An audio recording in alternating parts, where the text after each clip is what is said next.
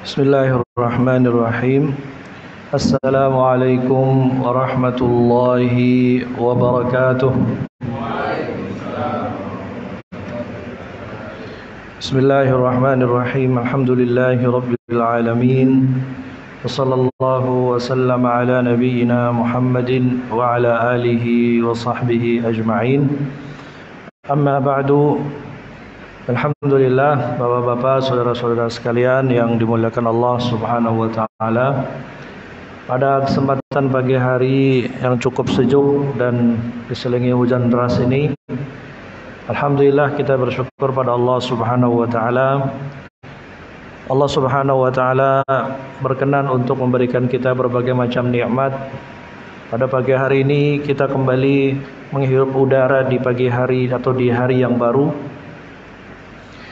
Dan kita juga sudah diperjalankan oleh Allah Subhanahu wa taala untuk bisa salat berjamaah di masjid.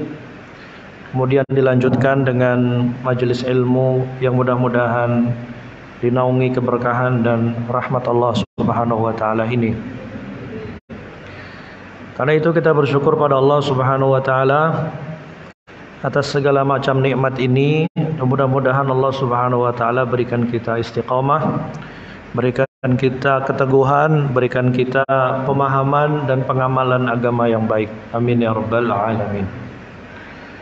Salawat dan salam marilah kita sampaikan kepada junjungan kita Nabi besar Muhammad sallallahu alaihi wasallam, yang kita semua saat ini secara khusus majelis ini kita gunakan untuk meniti perjuangan dan jalan kehidupan beliau. Mudah-mudahan ini adalah bukti cinta kita kepada beliau sallallahu alaihi wasallam dan bukti cinta kita kepada apa yang diperjuangkan dan dibawa oleh beliau. Dan mudah-mudahan kita termasuk orang-orang yang berhak mendapatkan syafaat di hari kiamat kelak. Amin ya rabbal alamin. Bapak-bapak, saudara-saudara sekalian yang dimuliakan Allah Subhanahu wa taala, kembali kita bertemu dalam majelis sirah nabawiyah, di mana kita akan kembali melanjutkan pembahasan-pembahasan terkait dengan perjalanan kehidupan Nabi Muhammad sallallahu alaihi wasallam, perjuangannya dan juga apa-apa yang dialami oleh beliau berupa tantangan, hambatan ataupun hal-hal yang membuat beliau bergembira, di mana Rasulullah sallallahu alaihi wasallam dalam kehidupannya adalah semata-mata manusia biasa yang mengalami berbagai macam situasi, dan juga di saat yang sama beliau adalah seorang nabi dan rasul. Beliau adalah seorang nabi dan rasul. Kenabian dan kerasulan beliau tidak membuat beliau kehilangan kemanusiaannya. Apa-apa yang menjadi kekhasan kemanusiaan beliau, itulah ruang kita untuk meneladaninya. Apa-apa yang menjadi kekhasan beliau sebagai manusia, dalam arti bahwa bagaimana beliau melaksanakan tugas-tugas risalah, bagaimana beliau menjalankan tugas-tugas sebagai nabi, bagaimana beliau menjalankan tugas-tugas sebagai pemimpin, sebagai individu, sebagai kepala keluarga, semuanya adalah ruang-ruang keteladanan yang perlu kita pelajari, yang perlu kita ambil inspirasinya, yang perlu kita ambil pelajaran-pelajarannya.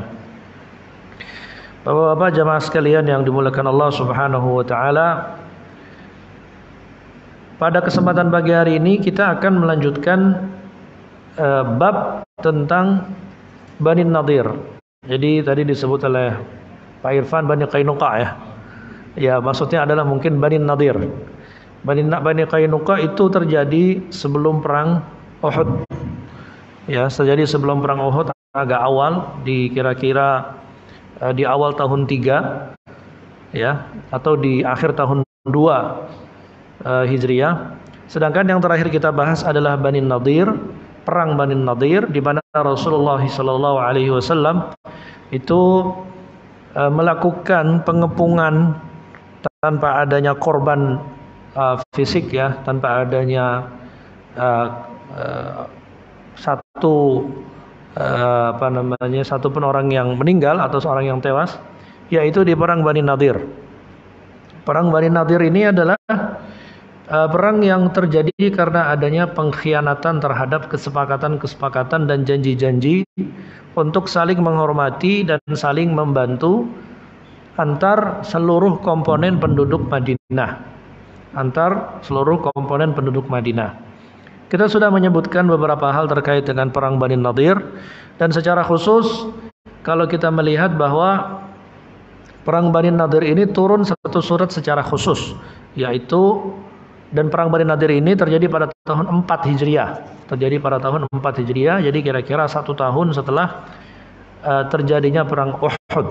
Ya, jadi penting Bapak-bapak sekalian, bagi kita itu paling tidak kalaupun kita tidak hafal detail peristiwa kehidupan Rasulullah SAW, kalau bisa kita hafal di setiap tahun-tahun kenabian itu, baik era Mekah maupun era Madinah, kita tahu ada peristiwa besar apa pada tahun-tahun itu. Pengetahuan kita tentang kronologi tahun-tahun itu, ya, itu akan memberikan kita pemahaman yang cukup global atau pemahaman yang cukup utuh tentang sejarah perjuangan kehidupan Nabi Muhammad SAW. Nah, perang Bani Nadir ini terjadi pada tahun keempat Hijriah, di mana ini adalah satu peristiwa bersejarah di mana Rasulullah SAW itu ingin menuntut pelaksanaan terhadap kesepakatan dan janji yang sudah disepakati di awal hijrah beliau sallallahu alaihi wasallam ke Madinah. Dan di antara kesepakatan itu adalah kesepakatan untuk saling membantu, menolong dan menanggung antara seluruh komponen masyarakat kota Madinah. Dalam hal ini, peristiwa ini secara khusus adalah Bani Nadir, yang mereka adalah salah satu unsur suku Yahudi atau kabilah Yahudi terbesar di kota Madinah. Jadi ada 3 kelompok Yahudi yang cukup besar di Madinah. Yang pertama Qainuqa', yang kedua adalah Nadir, yang ketiga adalah Quraidzah. Ya. Dan mereka adalah sebenarnya pendatang. Di Madinah itu pendatang. Asal muasal mereka sebenarnya ya bukan dari Jazirah Arab. Mereka asal muasalnya dari tanah Kanaan, ya, dari daerah Syam dan seterusnya itu. Namun mereka kemudian ya seiring dengan migrasi ke berbagai tempat, ada yang menempati Jazirah Arab dan kemudian bertetangga dengan Aus dan Khazraj yang kemudian dikenal sebagai kaum Ansar. Bani Nadir ini dimintai bantuannya atau sikap untuk membantu dan menanggung atas peristiwa yang menimpa Rasulullah SAW dan para sahabatnya, namun mereka malah mengkhianati beliau. Ketika mereka datang ke tempat, ketika Nabi SAW datang, ya, dan beliau dan para sahabatnya datang ke perkampungan Bani Nadir, mereka malah membuat konspirasi. Dan makar serta persekongkolan untuk mencelakai dan membunuh Nabi Muhammad SAW. Kalau bahasa kitanya mungkin ini mumpung dia ada di sini nih, gitu. Jadi Nabi itu datang ke perkampungan Bani Nadir yang mungkin tidak begitu jauh dari pusat kota Madinah, ya mungkin kira-kira di pinggiran kota Madinah. Kemudian ketika Rasulullah sedang menunggu di luar atau menunggu mungkin di ruang tamunya, kira-kira begitu, mereka kemudian melakukan perencanaan untuk membunuh Nabi Muhammad SAW. Namun Rasulullah SAW berhasil untuk lolos dari percobaan pembunuhan tersebut karena dikabari oleh berita wahyu. Sehingga kemudian singkat ceritanya Rasulullah SAW dan para sahabatnya mengambil keputusan untuk menghukum pengkhianatan mereka. Nah, cerita tentang penghukuman terhadap pengkhianatan itulah yang diistilahkan sebagai pengepungan kampung Bani Nadir.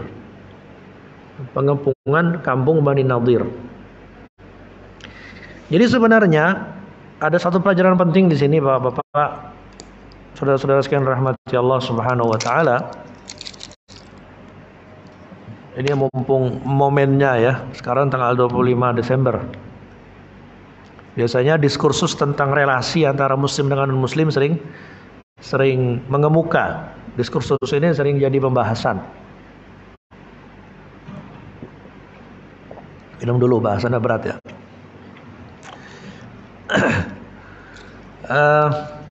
Jadi dari peristiwa Bani Nadir ini bahwa kita melihat Rasulullah Sallallahu Alaihi Wasallam itu berinteraksi dengan siapapun dengan baik, terlepas apapun agamanya.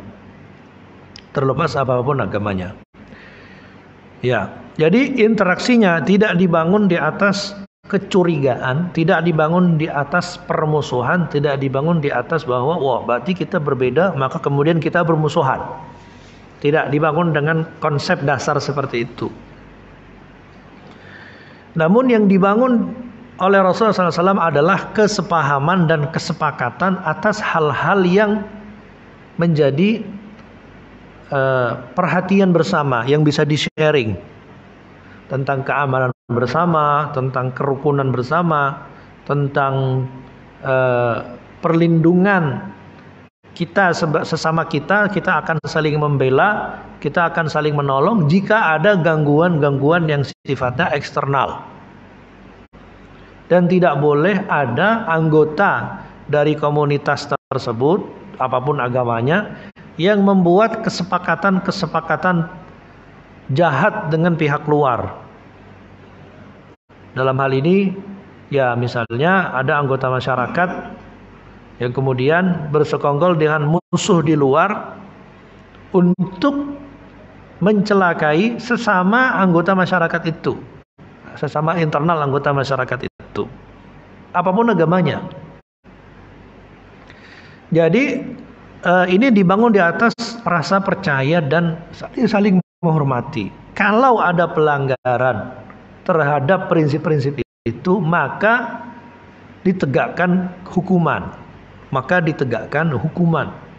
Yang terjadi pada Bani Nadir sebenarnya itu begitu. Rasulullah SAW tidak memerangi mereka karena mereka Yahudi semata-mata. Bukan karena alasan itu, tapi karena ada terjadinya pelanggaran terhadap prinsip-prinsip dasar tadi. Maka Rasulullah SAW yang punya otoritas di sana kemudian menegakkan hukuman. Ini nggak bisa dibiarkan. Kalau dibiarkan maka akan mengganggu stabilitas, akan mengganggu keamanan. Karena yang dilakukan Bani Nadir itu bukan hanya percobaan pembunuhan, tapi sebelum itu mereka membangun komunikasi dengan musuh dari luar. Dalam hal ini adalah kafir Quraisy. Ditambah lagi dengan musuh di internal lain, yaitu Abdullah bin Ubay bin Salul yang merupakan gembong kemunafikan di kota Madinah. Disitulah kemudian Rasulullah SAW menegakkan hukum. Jadi sebelum dia menjadi besar, sebelum konspirasi dan persekongkolan ini menjadi besar, harus di-cut dari awal. Ini tentang mengapa pengepungan Bani Nadir itu terjadi. Kemudian diceritakan dalam sirah bahwa Rasulullah SAW berjalan dengan para sahabatnya ya ke Bani Nadir, kemudian menunjuk Abdullah bin Ummi Maktum, seorang sahabat Nabi yang buta namun juga penghafal Al-Quran dan muadzinnya Nabi SAW, untuk menjadi pengganti beliau sementara sebagai Amir kota Madinah. Ya. Ketika orang Yahudi Bani Nadir itu melihat kedatangan Nabi SAW, mereka pun berlindung di balik benteng-benteng mereka, dan Rasulullah SAW pun mengepung mereka selama 6 hari.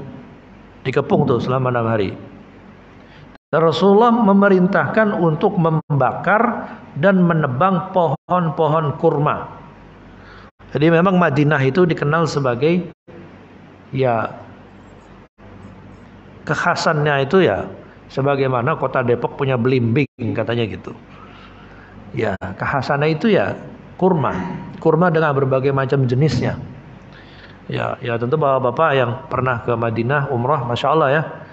Ya kita kalau jalan-jalan ke Madinah itu ya pasti diajak ke kebun kurma dengan berbagai macam jenisnya. Dan kurma di Saudi secara khusus itu dari dua kota besar, yang pertama Madinah, yang kedua Qasim. Qasim itu kira-kira sekitar 400 sampai 500 meter dari 500 meter. 400 sampai 500 kilometer dari kota Madinah ke arah barat. Ke arah timur.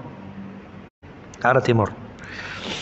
Itu Qasim. Itu dikenal dengan kekhasan buah kurmanya. Jadi dari dulu itu. Dan masyarakat Madinah memang dari dulu itu masyarakat agraris. Agraris. Kalau muhajirin itu pedagang. Ya, pedagang. Ya mungkin kalau boleh dianalogikan dengan orang sekarang, ya orang Minang sama orang Jawa kali ya. Yang satu nyawah gitu ya. Yang satu berdagang. Kira-kira begitu. Ya, kan orang Minang hijrah jadi muhajirin di Jawa, kira-kira gitu. Ya ini untuk mendekatkan gambaran saja, tidak betul-betul analogi yang persis ya, tapi untuk mendekatkan gambaran saja. Jadi kampung Bani Nadir itu adalah kampung yang banyak kebun kurmanya, dan Rasulullah SAW memerintahkan para sahabatnya untuk membakar dan menebang pohon-pohon kurma yang secara alamiah menjadi perlindungan terhadap benteng Bani Nadir. Jadi lebat itu dan menjadi benteng alami bagi kota atau kampungnya Bani Nadir. Rasulullah SAW pun memerintahkan untuk ditebang dan dibakar, sebagaimana diriwayatkan dalam hadis sahih Bukhari Muslim dari Abdullah bin Umar radhiyallahu anhu. Beliau berkata, Rasulullah SAW membakar atau memerintahkan untuk membakar pohon-pohon kurma Bani Nadir dan menebangnya. Ada yang dibakar, ada yang ditebang, ya sesuai dengan situasinya. Situasi ini kemudian menyebabkan turunnya salah satu ayat dalam surat Al-Hasyr. Jadi kita tahu bahwa surat khusus yang turun untuk peristiwa pengepungan Bani Nadir adalah surat Al-Hasyr. Al-Hasyr. Al-Hasyr itu ya artinya pengusiran. Memang efek akhir atau akibat akhir dari pengepungan itu adalah Bani Nadir diusir dari kampung mereka. Diusir. Tidak boleh ada yang tersisa satupun. Tidak boleh ada yang tersisa satupun. Dan situasi ini menyebabkan turunnya salah satu ayat dalam surah Al-Hasyr yang berbunyi, ma qata'tum min linatin aw taraktumuha qa'imatan ala usuliha fa bi'idznillah wa liyukhziyal fasiqin. Ayat 5 dari surat Al-Hasyr. Yang kurang lebih artinya adalah apa yang kalian tebang dari pohon-pohon kurma itu atau yang kalian tinggalkan tetap pada tempatnya, semuanya adalah bagian dari izin Allah Subhanahu wa taala. Diizinkan oleh Allah Subhanahu wa taala dan ditujukan untuk menghinakan orang-orang yang fasik. Begitu kata Allah Subhanahu wa taala. Ya. Mengapa kok ada ungkapan semuanya dengan izin Allah? Nanti akan kita bahas. Kemudian Rasulullah SAW pun mengepung kampung Bani Nadir itu selama 6 hari. Dan itu membuat Bani Nadir itu kemudian merasa ketakutan. Merasa panik, merasa gelisah. Karena pengepungan berarti lama-lama sumber logistiknya akan habis. Kalau dikepung lama-lama kan logistiknya akan habis. Apalagi kurmanya dibakarin. Ya, ditebang. Ya, akhirnya setelah sekitar 6 hari tersebut, mereka pun mau untuk menyerah dan menyatakan, atau bahasa kita sekarang, mengangkat bendera putih. Meskipun saat itu mungkin belum ada tradisi istilah bendera putih, tapi maksudnya mereka menyerah dan mau tunduk pada keputusan apapun. mau berdamai dengan Rasulullah SAW dan tunduk pada keputusan apapun yang akan ditegakkan oleh Rasulullah SAW. Mereka pun menawarkan kesepakatan perdamaian. Ya, kami siap tunduk, tapi jangan bunuh kami. Kami akan siap ini dan itu, tapi jangan habisi kami, jangan bunuh kami, ya, jangan tumpahkan darah kami dan seterusnya. Akhirnya mereka sampai pada kesepakatan dengan Rasulullah SAW. Rasulullah memutuskan untuk mengusir mereka semuanya tanpa terkecuali dan hanya mengizinkan mereka pergi hanya dengan membawa apa yang bisa dibawa oleh unta saja. Apa yang bisa dibawa oleh unta. Jadi nggak bisa bawa banyak-banyak. Dan tidak boleh bawa pedang, tidak boleh bawa senjata. Perginya itu nggak boleh, senjata harus ditinggalkan. Senjata harus ditinggalkan. Ya. Diceritakan juga dalam hadis, dalam riwayat Al-Hakim dalam Al-Mustadrak dari Aisyah radhiyallahu anha. Aisyah radhiyallahu anha cerita, dahulu pengepungan atau peperangan Bani Nadir itu terjadi kira-kira pada, kalau ini dalam riwayat Aisyah disebut 6 bulan setelah peristiwa Badar. Tapi periwayatan ini yang meriwayatkan dari Aisyah agak samar, ya. Sanadnya agak ada sedikit masalah. Tapi disebutkan juga di sini bahwa tempat tinggal dan perkebunan kurma mereka itu di salah satu sudut kota Madinah. Rasulullah SAW pun mengepung mereka hingga akhirnya mereka terusir.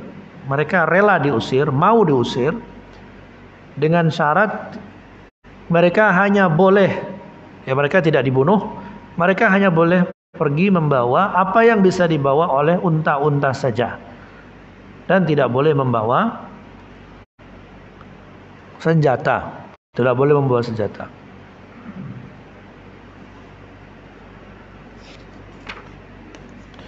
Nah, kalau kita lihat turunnya ayat yang tadi kita sebut, ma qata'tum min linatin aw taraktumuha qa'imatan ala usuliha, turunnya ayat yang yang terkait dengan penebangan dan pembakaran pohon-pohon kurma itu sebenarnya disebabkan oleh perasaan enggan atau perasaan tidak enak yang muncul di kalangan sebagian kaum muslimin akibat apa? Akibat ungkapan orang-orang Yahudi yang menyatakan bahwa katanya kalian ini membawa kedamaian, kalian membawa kebenaran, membawa keadilan. Tapi mengapa kalian membakar pohon-pohon kurma? Jadi dibuat semacam keraguan yang membuat sebagian kaum muslimin itu jadi agak ragu, agak enggan. Kita ini kan bukan untuk menebang, bukan untuk membakar pohon-pohon, apalagi Rasulullah SAW dalam peperangan sebelumnya selalu mengingatkan jangan kalian memotong atau menebang pohon, dilarang membuat kerusakan. Fokusnya hanya ya memerangi siapa yang memerangi, membunuh siapa yang mulai mau bunuh. Gitu. Nah, ungkapan orang-orang Yahudi itu membuat ada rasa enggan atau rasa ragu dari sebagian kaum muslimin. Maka Allah menurunkan ayat tersebut bahwa segala apa yang dilakukan dan diperintahkan Nabi itu atas izin Allah Subhanahu wa taala. Dan karena itu kemudian ini menjadi pembahasan para ahli fikih yang membahas tentang hukum jihad, hukum perang. Adab-adab perang itu gimana sebenarnya? Adab-adab perang, adab-adab jihad itu. Ya. Adab-adab perang itu prinsipnya adalah sebagaimana dalam hadis yang sahih, dalam hadis yang lain disebutkan bahwa ya Janganlah kalian membunuh anak-anak, membunuh kaum perempuan, membunuh atau menghancurkan tempat ibadah, menghancurkan pohon-pohon. Jangan lakukan itu semua. Itu bagian dari etika perang, adab berperang. Jadi yang diperangi atau dibunuh ya mereka yang merangi duluan. Seperti itu. Lalu bagaimana dengan ayat ini, dengan bagaimana apa yang dilakukan Rasulullah SAW ketika di Bani Nadir? Itu sifatnya adalah pengecualian. Pengecualian. Ketika, kata para ahli fikih, ketika situasi memaksa untuk dilakukan itu, maka tidak apa-apa. Lalu di mana situasi keterpaksaannya? Kenapa Nabi Sallallahu Alaihi Wasallam itu memotong dan memerintahkan untuk membakar pohon-pohon kurma Bani Nadir? Karena untuk memudahkan penaklukan benteng. Karena mereka menggunakan itu sebagai benteng alami. Ya, sebagai benteng alami. Seperti itu. Untuk penaklukan. Ya, karena bisa jadi pasukan tidak bisa dengan leluasa masuk kecuali dengan dilakukan itu. Kecuali jangan dilakukan itu. Kalau tidak begitu, ini nggak berhasil. Kalau tidak begitu, ini tidak berhasil. Nah, peristiwa Bani Nadir ini juga menjadi penyebab ada hal yang disebut sebagai hukum fai. Hukum fai. Ya, perang Bani Nadir ini menyebabkan munculnya satu hukum baru, yaitu hukum fai. Fai itu adalah salah satu rampasan perang yang tidak pakai perang. Maksudnya tidak terjadi kontak fisik. Kita mengenal istilah ghanimah ya. Kalau ghanimah itu rampasan perang yang terambil ya, yang disebabkan oleh kontak fisik. Ada konflik secara fisik.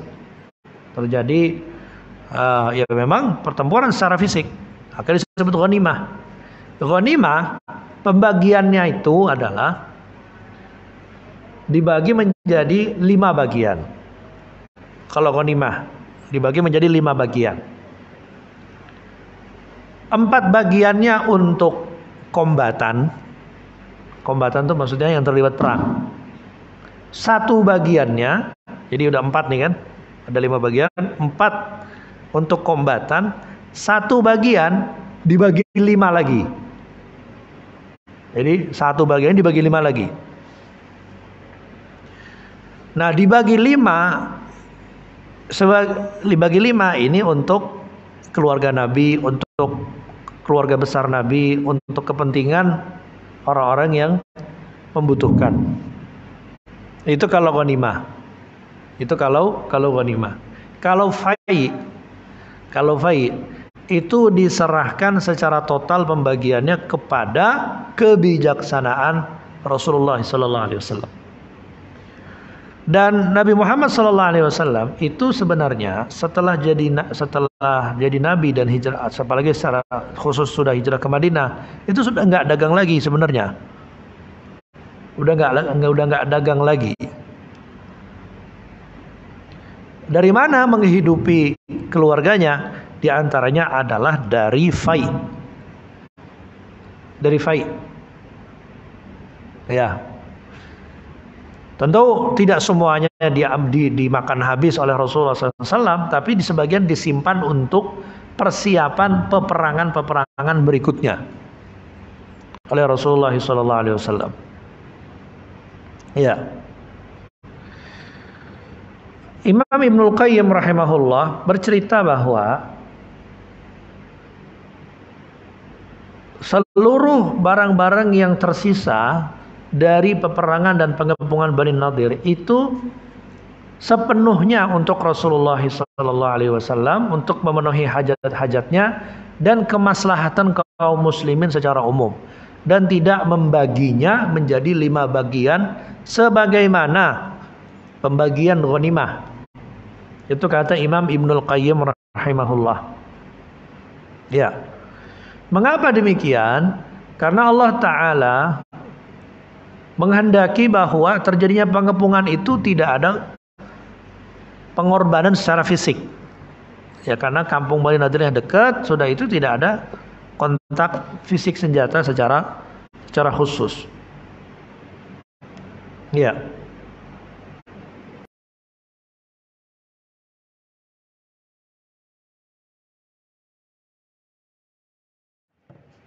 Masih jam 5:15 ya. Baik, kita lanjutkan sebentar Bapak-bapak ya. Ya, saya teringat dulu waktu kami belajar di Saudi, ada lagi mengkaji kitab dengan salah seorang syekh, mengkaji kitab usul fikih, mati lampu sekampung. Lampu sekampung, syekhnya terus aja ngomong, nggak berhenti sama sekali. Ya, nggak berhenti sama sekali. Jadi teringat dengan situasi itu. Nggak terganggu sama sekali, karena kitabnya nggak kebaca, udah dia ngomong apa yang ada di kepalanya aja. Ya gitu, para ulama ilmunya ada di kepala. Ya kalau kita bukan ulama ya, kita cuma penuntut ilmu biasa yang kalau kitabnya ditutup nggak ada ilmunya. Baik. Jadi Rasulullah SAW itu menjadikan fai sebagai salah satu sumber penghasilan beliau untuk menghidupi dan memenuhi kebutuhan kehidupan sehari-hari beliau. Ya. Dan secara khusus sebagaimana kita tahu bahwa perang Bani Nadir ini ya khusus turun surat Al-Hasyr terkait dengan peristiwa tersebut. Bapak-bapak sekalian, saudara semua yang dimuliakan Allah Subhanahu wa taala, itu kira-kira singkatnya apa yang terjadi pada Bani Nadir. Setelah itu Bani Nadir terusir dari perkampungan Madinah dan terusir, mereka mengungsi dan menempati Khaybar. Benteng Khaybar. Benteng Khaybar ini agak jauh keluar kota Madinah. Ya, agak jauh keluar kota Madinah dan dikenal sebagai benteng terakhir dari keberadaan Yahudi di Madinah dan sekitarnya. Khaybar. Yang di kemudian hari pada tahun ke-7 Hijriah, kalau tidak salah, Rasulullah SAW karena adanya pengkhianatan dari Bani Quraidah, Rasulullah SAW pun ya mengepung benteng Khaybar dan kemudian memerangi mereka sehingga mereka kemudian kocar-kacir dan pergi dari tempat itu untuk selamanya. Dan yang menarik adalah hari ini Bapak-bapak sekalian, saudara semua yang dimuliakan Allah Subhanahu wa taala, hari-hari ini itu ada semacam kampanye yang terdesain, kampanye yang terencana dari beberapa pihak yang mengingatkan tentang bahwa Israel itu punya hak atas kota Madinah hari ini. Ada yang mengkampanyekan seperti itu. Bahkan sebagian orang Israel itu berhasil nyamar ya masuk ke kota Madinah, tentu dengan menggunakan paspor lain atau mungkin pura-pura masuk ke sana, saya nggak tahu. Ya bikin vlog dan seterusnya dan mengingatkan bahwa ya ini dulu kakek moyang kami dulu tinggal di sini. Untuk mengisyaratkan bahwa kami dulu punya hak di sini, katanya begitu. Ya. Yaitu apa yang terjadi pada Bani Nadir. Kemudian setelah kita membahas tentang peristiwa Bani Nadir, kita akan membahas masuk pada peristiwa-peristiwa yang terjadi pada tahun ke-5 Hijriah. Ya. Tidak begitu diceritakan apa yang terjadi pada antara Bani Nadir dan tahun ke-5 Hijriah. Perang Bani Nadir ini sebagaimana kita tahu terjadi pada bulan Rabiul Awal ya. Pada bulan Rabiul Awal. Diceritakan bahwa ada satu peristiwa kecil yang terjadi pasca perang Bani Nadir, yaitu perang Badar kecil. Perang Badar yang kedua. Perang Badar yang kedua ini ya terjadi karena adanya saling berjanji untuk bertemu lagi antara Rasulullah, para sahabatnya dengan Abu Sufyan. Dengan Abu Sufyan.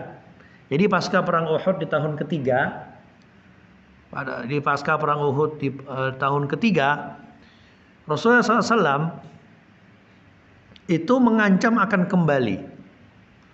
Dan Abu Sufyan, kita ketemu lagi, kira-kira begitu. Kita ketemu lagi tahun depan. Nah, ketika tahun 4 Hijriah, artinya setahun setelah peristiwa perang Uhud, ya, dan pasca peristiwa perang Bani Nadir, Rasulullah SAW betul-betul datang ke daerah Badar, ya, untuk menunggu kedatangan orang-orang musyrikin yang dipimpin oleh Abu Sufyan. Rasulullah keluar tuh berangkat dengan 500 orang, dengan 1.500 orang. Lebih banyak ya dari peristiwa perang Uhud, apalagi perang Badar yang pertama. Ya. Abu Sufyan juga berangkat membawa 2.000 orang. Sampai ketika Abu Sufyan tuh di pinggiran kota Mekah, satu tempat yang bernama Marruz Dhahran. Masih ada hari ini Marruz Dhahran, tuh namanya Marruz Dhahran. Itu kira-kira mungkin ya 10-20 kilo dari kota Mekah lah ya. Abu Sufyan tiba-tiba berbalik dan kemudian mengatakan kepada orang-orang yang datang bersama dia, untuk berangkat bersama dia, sepertinya tahun ini kita nggak jadi perang karena situasinya lagi paceklik. Situasinya lagi paceklik. Paceklik itu ya lagi nggak ada makanan, lagi kekeringan, lagi tidak ada sumber-sumber logistik, kira-kira gitu. Karena kalau berangkat ke Madinah akan jauh, sementara sumber-sumber logistik kita terbatas. Atau mungkin juga mereka tidak akan cukup sumber-sumber logistiknya. Akhirnya 2.000 orang yang sudah berkumpul dan keluar itu pulang semuanya. Pulang semuanya. Ya. Sehingga nggak jadi pertemuan di Badar yang kedua. Ya. Inilah yang terjadi pada tahun keempat Hijriah pasca peristiwa Bani Nadir. Lalu ketika masuk ke peristiwa di tahun kelima Hijriah, ini ada peristiwa yang cukup monumental, ada peristiwa yang cukup historik di sini, cukup bersejarah di tahun kelima Hijriah ini, yaitu peristiwa perang Ahzab. Perang Ahzab atau yang juga diistilahkan sebagai perang Khandaq. Perang Khandaq. Perang Khandaq atau perang Ahzab ini terjadi pada tahun ke-5 Hijriah di bulan Syawal. Di bulan Syawal. Ya. Dan ya, kita tadi di sholat subuh tadi membaca ayat-ayat dalam surat Al-Ahzab. Jadi kalau Bapak tadi merasa mungkin suratnya agak sedikit panjang sedikit ya, karena kita sedang membaca surat Al-Ahzab yang terkait dengan peristiwa Khandaq. Yang terkait dengan peristiwa Khandaq. Jadi Bapak kalau ada yang mau membaca dari kacamata Al-Quran peristiwa Khandaq, bisa membaca surat Al-Ahzab di juz 20, 21, 22. Itu dramatis sekali. Penggambaran Al-Quran tentang peristiwa Khandaq itu sangat-sangat dramatis. Apa sebab terjadinya perang Khandaq? Apa sebab terjadinya perang Khandaq ini atau juga disilakan sebagai perang Ahzab? Nah, untuk kita ketahui kenapa dinamai perang Ahzab dulu, kita bahas itu dulu. Ahzab itu artinya dari kata hizib. Hizib itu artinya kelompok-kelompok. Ahzab artinya perang melawan kelompok-kelompok yang berbeda-beda dan bersekutu. Mereka bersekutu, bersekongkol untuk menghabisi kaum muslimin di Madinah. Untuk memerangi kaum muslimin di Madinah. Itulah perang Ahzab. Lalu kenapa disebut Khandaq? Karena Rasulullah SAW atas saran dari seorang sahabat Nabi yang cerdas, yang berasal dari Persia, yang bernama Salman Al-Farisi. Atas saran Salman tadi, Rasulullah SAW membangun parit selokan besar, ya, untuk menghalau kepungan pasukan sekutu tadi. Ya, parit ini dalam bahasa Arab disebut khandaq. Khandaq pakai qaf ya. Kha, nun, dal dan qaf. Khandaq. Ya. Apa sebab terjadinya, latar belakang terjadinya peristiwa perang ini? Terjadinya peristiwa perang ini karena ada sebagian dari pemuka Yahudi Bani Nadir yang sudah terusir dan menetap di Khaybar. Ya, pemuka-pemuka ini diantaranya adalah misalnya orang yang bernama Salam bin Abil Haqiq, Huyai bin Akhtab, Kinanah bin Abil Huqaiq. Ya, orang-orang ini itu mereka setelah udahlah mereka terusir ke Khaybar, mereka pergi ke Mekah. Jadi udah terusir di Khaybar, sudah nggak diganggu Nabi lagi.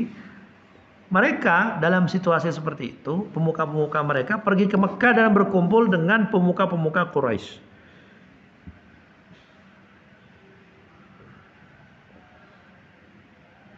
Mereka saling menyemangati dan akhirnya sampai pada kesepakatan untuk bersekutu memerangi Rasulullah SAW. Dan mereka saling berjanji untuk saling membantu. Mereka saling berjanji untuk saling membantu. Setelah mereka berkumpul menyepakati kesepakatan itu, mereka tahu bahwa kekuatan Nabi itu tidak sepele, tidak bisa dipandang remeh. Mereka pun pergi ke kabilah Ghatafan. Ghatafan ini ya kabilah Arab di luar kota Madinah. Ghatafan ini tahu bahwa Rasulullah SAW itu ancaman bagi keberadaan mereka. Mereka pun ketika diajak untuk bersekongkol dengan Rasulullah SAW, ketika diajak untuk bersekongkol melawan Rasulullah SAW dan bersekutu melawan Rasulullah SAW, mereka pun setuju dan mau. Ya, jadi ini mengumpulkan banyak sekali komponen-komponen dari berbagai kelompok, dari berbagai pihak. Yahudinya ada, kafir Mekkahnya ada, kafir Arab, kabilah-kabilah Arab di luar Mekkah dan Madinah pun ada. Sehingga terkumpullah 10.000 pasukan. Terkumpullah 10.000 pasukan dari berbagai kelompok ini. Dan yang ditunjuk sebagai pemimpin adalah Abu Sufyan. Abu Sufyan. Jadi kayak ini Abu Sufyan, memang ini kemarin saya nggak jadi nih melawan mereka. Sekarang saatnya dia semacam ingin menunjukkan eksistensinya bahwa dia adalah pemimpin yang bisa menghimpun dan mengkonsolidasi bangsa-bangsa Arab untuk melawan Rasulullah SAW. Tapi di akhir kan Abu Sufyan masuk Islam ya. Setelah menaklukkan kota Mekah. Emang unik ya. Orang yang paling memusuhi bisa berbalik menjadi pembela. Dan ini nggak main-main. Memusuhinya itu bisa sampai mengumpulkan 10.000 orang. Nggak main-main ini. Jadi konsolidasinya Abu Sufyan bisa menghimpun 10.000 orang. Ya. Jadi itu kira-kira apa yang menjadi latar belakang pada peristiwa perang Ahzab atau perang Khandaq. Baik, Bapak sekalian rahmati Allah, saudara semua yang dimuliakan Allah Subhanahu wa taala, sepertinya kita cukupkan dulu sampai di sini ya. Karena situasinya juga sepertinya wallahu alam enggak ada tanda-tanda akan kembali nyala lagi ya. Jadi kita cukupkan dulu sampai di sini. Insyaallah pertemuan yang akan datang kita akan membahas perang Khandaq biiznillah taala. Terima kasih, mohon maaf kalau ada yang kurang, ada yang salah dari apa yang kami sampaikan. Sekali lagi terima kasih perhatiannya. Jazakumullah khairan. Assalamualaikum warahmatullahi wabarakatuh. Waalaikumsalam.